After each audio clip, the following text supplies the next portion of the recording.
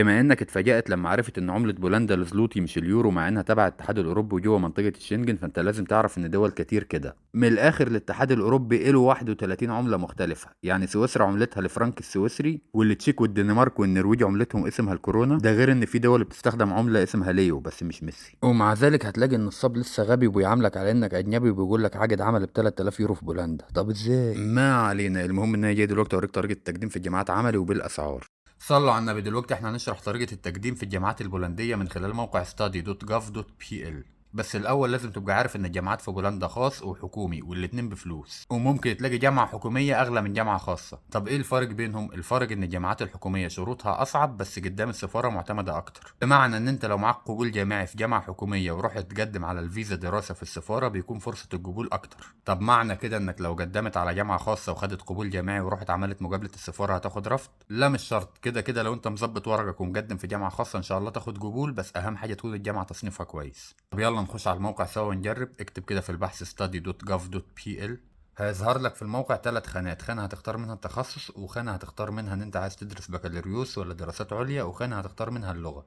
طبعا احنا هنختار تخصص كذا حد سألنا عليه اسمه تكنولوجيكال ساينس اللي هو العلوم التكنولوجية بالعربي، وهتدوس على كلمة جو. هيظهر قدامك التخصص اللي انت اخترته في كل جامعات بولندا، وجانبها كلمة مور وجانبها علامة التواصل.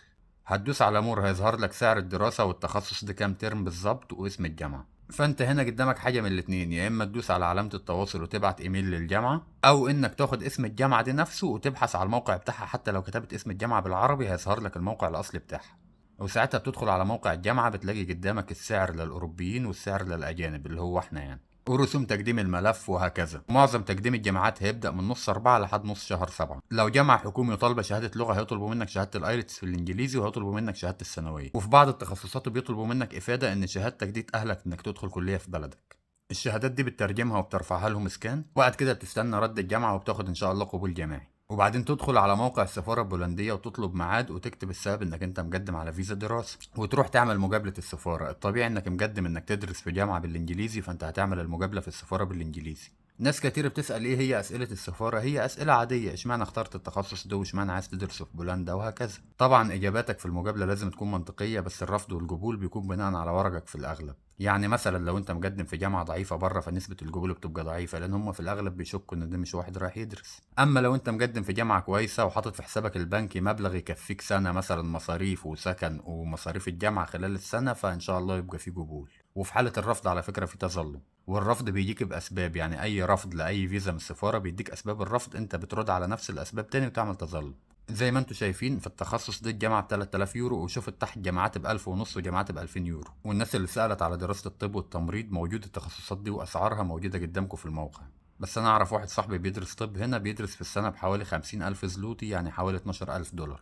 ودخلت ان هو على مواقع كل الجامعات ولقينا برضو الطب في المتوسط ده. وكذا حد سألني طب انا لو طلعت ادرس بره هعرف اشتغل جنب الدراسة؟ بص، معظم الطلبة اللي انا قابلتهم هنا حتى في تخصصات صعبة بيشتغلوا جنب الدراسة، ومحدش بيواجه مشكلة ان هو يلاقي شغل، لان الطالب هنا ما بيندفعش عليه ضرايب. في اي مكان هتروح تقدم فيه على شغل في الاغلب هيقبلك.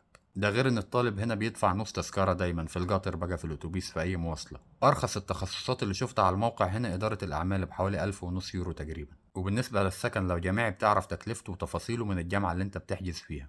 اما لو هتسكن بره سكن الجامعة، السكن في المتوسط هنا جبالة كذا طالب في مدينة كاتوفيتس ساكنين بحوالي 800 زلوتي بالفواتير. سكن مشترك طبعا، كل اتنين بيكونوا قاعدين في اوضه. وقبل ما انسى، ربنا ما يقطع لنا عاده بنرد على كل الكومنتات الحلوه، بس برضه كومنتات حزب اعداء النجاح لازم نرد عليها في اخر الفيديو. عيل من العيال المندمجه اللي بيبقى مركب حلق هنا وده سابق شعره الوان ومفكر روحه مواليد باريس، قال ايه بيقول لي ازاي انت بتقول بولندا تبع اوروبا الشرقيه وهي تبع اوروبا الغربيه؟ واللي ضايقني مش ان هو مش فاهم، لا ان هو كاتب لي الكومنت بولندي ده بقى، اللي هو لو جيت تتكلموا عربي هتلاقيه عيل بيرزمن في الكلام كده ويقول لك معلش اصل انا نسيت اللغه العربي والكلام ده. خد الرد بقى يا كريك. انت لو كتبت دول اوروبا الشرقيه هيظهر لك فيهم بولندا، ولو كتبت دول اوروبا الغربيه هيظهر لك فيهم برضه بولندا. وده طبيعي لان بولندا في اوروبا الوسطى متسانترة، اللي هي ملامسه في حدود المانيا، في حدود التشيك، وفي حدود اوكرانيا، يعني حاجه كده سنتر من الاخر زي فاجوس انجلوس في الشرقيه.